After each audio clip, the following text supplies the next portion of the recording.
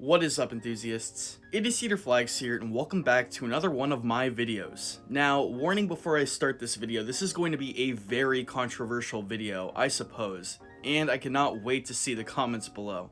But anyway, just don't harass me in the comments. If you want to have an argument, make it a friendly argument, and let's get right on to the video. Today, I'm going to be talking about manufacturers. So, what am I talking about today? Well, I have noticed a recent trend in park chains in North America in the past 10 years. And for the last decade, they have installed less Intamins and B&Ms. These are what many people call quote-unquote the bigger manufacturers. These are what people call the big two. When you think of the two biggest manufacturers, usually think of these two. The overall trend I have been seeing is that they have added less of the big two in the United States and Canada, and they have added more smaller manufacturers like Mach, RMC, Gerstlauer, Premier Rides, the Gravity Group, GCI, etc. Before I start the video, I just want to say that a very small percentage of my viewers, around maybe a fifth or a sixth, are actually subscribed to my channel. So it seems like a lot of you are missing out. So press the subscribe button if you haven't already and let people know about my channel so I can grow and make more content for all of you. Well, let's get right into the video. So, let's dive into the facts and look at why the smaller manufacturers are taking over.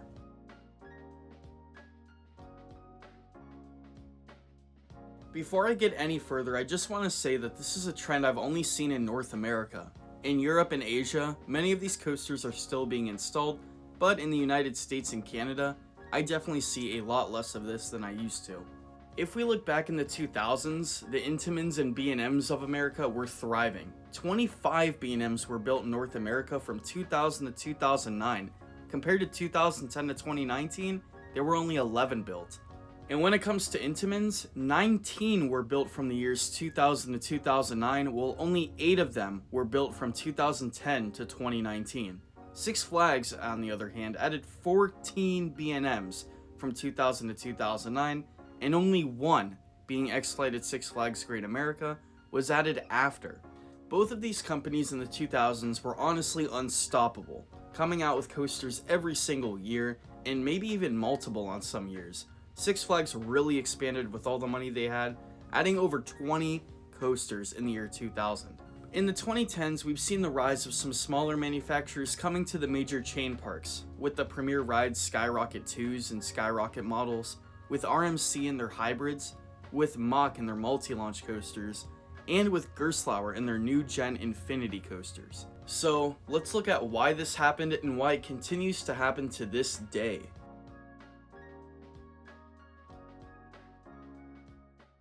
Six Flags was the main supplier of B&Ms in North America throughout the 2000s, but as many of us know, in the mid-2000s, Six Flags took a downturn financially after overexpanding in the early half of the decade. Many people blamed the 2008 stock market crash and the Great Recession as the cause for the final nail in the coffin of Six Flags' pre-bankruptcy reign, and in 2009, the company finally filed for bankruptcy. Despite what many people think, that recession changed a lot for the coaster industry and shaped the coaster industry we have today. In the 2000s, it was buy, but now it's buy cheaper, and we see that throughout the world sometimes, but mostly in North America. Ever since that economic turn, B&M and Intamin have seen a massive downfall in North American buys, but other companies, like the ones I mentioned earlier, are soaring in profits. The point is that the smaller, less-known companies are really taking over, and there are much cheaper than B&M and Intamin out there that amusement parks are showing.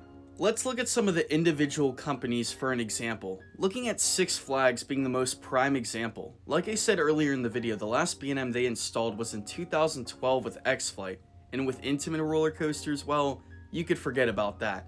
They have added Intamin flat rides, but when it comes to roller coasters, that is out of the question, NO.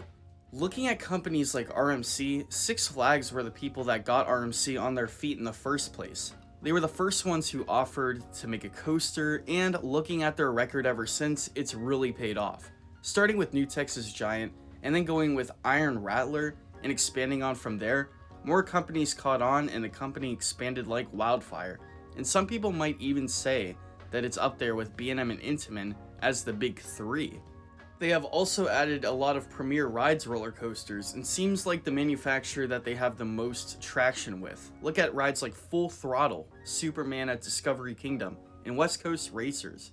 After many problems with some of their newer roller coasters, Cedar Fair has completely shut off Intamin. And looking at the future with B&M, I don't see that much of a future.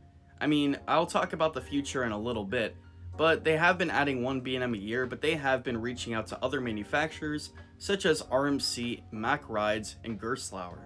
With Hirschend, we have both Dollywood's Wild Eagle and Silver Dollar City's Wildfire. Both of those rides are old, with Wildfire being much older than Wild Eagle, but Wild Eagle's starting to show its age as well, being built all the way back in 2012. We haven't seen a B&M with them ever since, and I really doubt that they'll continue to add B&Ms. Looking at their newer additions, they've added RMCs and rides by Mack Rides as well as Gerstlauer.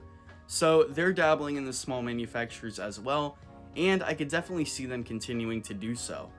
If you were an amusement park, would you rather invest in a $20 to $30 million B&M or Intamin, or would you invest in a $5 to $20 million Gerstlauer, Mack, etc.? In smaller independent parks, we see rides being added by GCI and the Gravity Group, these being very popular attractions that attract a lot of guests. So, we've talked about the past, we've talked about the present, but let's talk about the future of this trend and see if it will escalate or de-escalate.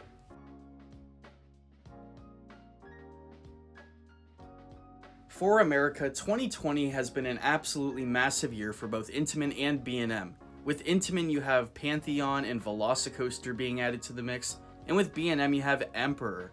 These are big additions for the time because they haven't had this much of an influx since the early 2010s.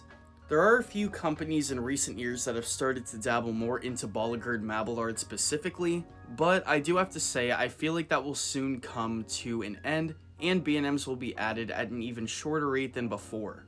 If you remember correctly, this trend did start with a recession, the recession in 2008, but as you may know with the major events going on in the world right now, we are also in a recession.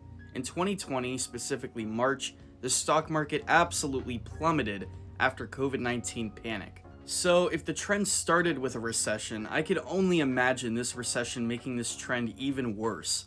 In between that time, companies have also stopped working with Intamin for other reasons, such as reliability. And when we talk financially, many amusement parks and people have said that financially, this is the worst year in amusement parks since the Great Depression. If you don't know when that was 90 years ago.